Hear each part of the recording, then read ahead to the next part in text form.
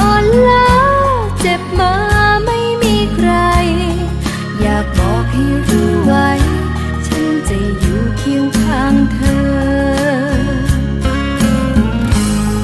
แค่เพียงเธอเอาฝันเขียนลงที่หัวใจและบอกตัวเองไว้จะสู้มันสุดแรงต่อให้ภูเขาสูงกันความหวังเป็นกำแพงแต่ใจไม่สิ้นแรงจะข้ามไปยังฝั่งฝัน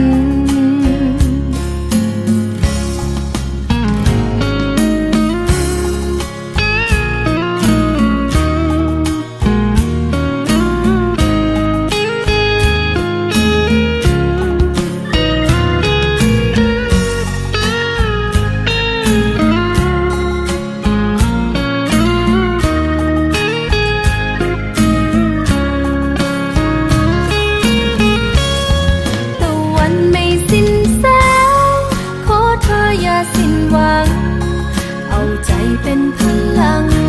สร้างฝันกันต่อไปหากวันใดอ่อนล้าเจ็บมาไม่มีใครอยากบอกให้รู้ไว้ฉันจะอยู่เคียงข้างเธอแค่เพียงเธอเอาฝันเขียนลงที่หัวใจและบอกตัวเองไว้จะสู้มันสุดแรงต่อให้ภูเขาสูงกันความหวังเป็นกำแพงแต่ใจไม่สิ้นแรงจะข้ามไปยังฝั่งฝัน